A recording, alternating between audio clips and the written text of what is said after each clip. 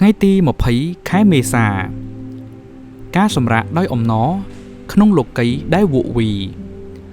មានមនុស្សជាច្រើនដែលនិយាយថាតើអ្នកណានឹងសម្ដែងឲ្យយើងឃើញសេចក្តីល្អអោព្រះយេហូវ៉ាអើយសូមទ្រង់ប្រោះឲ្យរស្មីនៃព្រះភ័ក្ត្រទ្រង់បានភ្លឺមកលើយើងខ្ញុំរាល់គ្នាទ្រង់បានប្រោះឲ្យចិត្តទូបង្គំមានសេចក្តីអំណរលើសជាងពួកទាំងនោះក្នុងការដែលស្រូវនិងទឹកទំពាំងបាយជូររបស់គេបានសម្បូរផងទូបង្គំនឹងសម្រាកកាយហើយដេកលក់ទៅដោយសេចក្តីស្ងប់ត្បិតអោព្រះយេហូវ៉ាអើយមានតែទ្រង់ទេដែលប្រោះឲ្យទូបង្គំនៅដោយសានត្រានបានក្នុងព្រះគម្ពីរទំនុកដំកើងជំពូក4ខ6ដល់ខ8មនុស្សភាគច្រើនកំពុងព្យាយាមដេញតាមខ្យល់យើងដេញតាមឲ្យអ្វីដែលគ្រប់យ៉ាង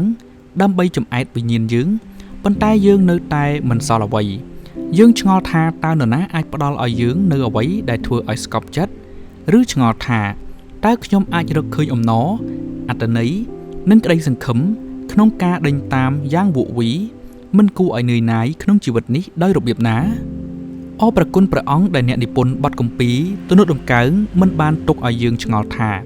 យើងត្រូវការអ្វីខ្លាំងជាងគេនោះឡើយគឺដោយដែលស្ដេចដាវីតបានអធិដ្ឋានថាអោព្រះយេហូវ៉ាអើយសូមទ្រង់ប្រោះឲ្យរស្មីនៃព្រះភ័ក្ត្រទ្រង់បានភ្លឺមកលើយើងខ្ញុំរាល់គ្នាអ្វីដែលមនុស្សត្រូវការខ្លាំងបំផុតក្នុងសម័យស្ដេចដាវីត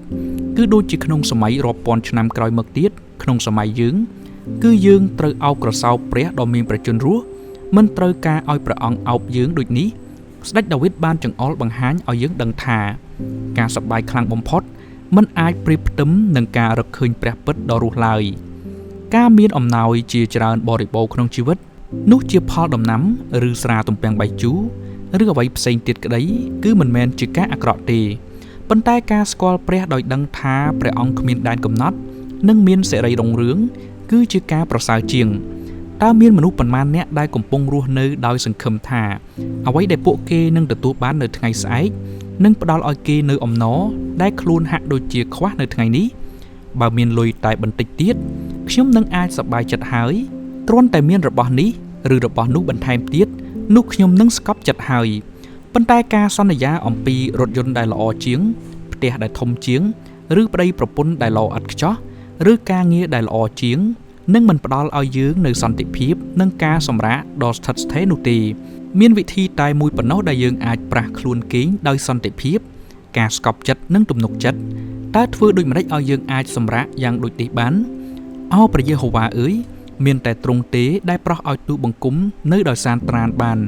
គឺទាល់តែយើងរកឃើញការស្កប់ចិត្តនៅក្នុងការស្គាល់ព្រះអង្គម្ចាស់ហើយដឹងថាព្រះអង្គកំពុងញញឹមដាក់យើងទើបយើងអាចប្រះខ្លួនគេងដោយគ្មានការថប់បារម្ភឬស្ដាយក្រោយខណៈពេលដែលអ្នកគេងនៅលើគ្រែនៅពេលយប់ហើយសិញ្ជឹងគិតអំពីពេលថ្ងៃនេះ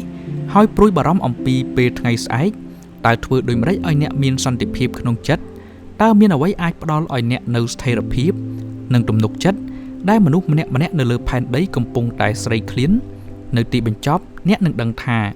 អ្នកមិនស្កប់ចិត្តដោយសារលុយនៅក្នុងគណនីធនាគាររបស់អ្នកប្រព័ន្ធសុវត្ថិភាពក្នុងផ្ទះរបស់អ្នកឬការសរសើរពីសហគមន៍របស់អ្នកទេគឺមានតែព្រះអង្គម្ចាស់ទេដែលនាំកូនស្ងួនភ្ងារបស់ព្រះអង្គទៅរកសន្តិភាពការសម្រាកនិងសន្តិភាពពិតប្រាកដក្នុងព្រះហស្ថនៃអ្នកគង្វាលល្អអ្នកអាចរស់នៅក្នុងសុវត្ថិភាពនិងសម្រាកក្នុងសន្តិភាពចូលប្រកាសថានៅពេលដែលអ្នកប្រះខ្លួនគេងនៅពេលយប់នេះឬការព្រួយបារម្ភនៅថ្ងៃនេះធ្វើឲ្យអ្នកគេងមិនលក់ចូលចាំថាព្រះអង្គម្ចាស់ស្រឡាញ់អ្នកហើយកំពុងថែរក្សាអ្នកនេះជារបៀបដែលអ្នកអាចរកឃើញការសម្រាកនិងសន្តិភាពពិតប្រាកដអស់កលជានិច្ចសម្រាប់ខគម្ពីរសេចក្ដីគិតនៅថ្ងៃនេះនៅក្នុងព្រះគម្ពីរភីលីបជំពូក4ខ4ដល់ខ9រីឯគម្រោងអានព្រះគម្ពីររយៈពេល1ឆ្នាំនៅក្នុងព្រះគម្ពីរដានីយ៉ែលជំពូក5ដល់ជំពូក7និងព្រះគម្ពីរវិវរណៈជំពូក7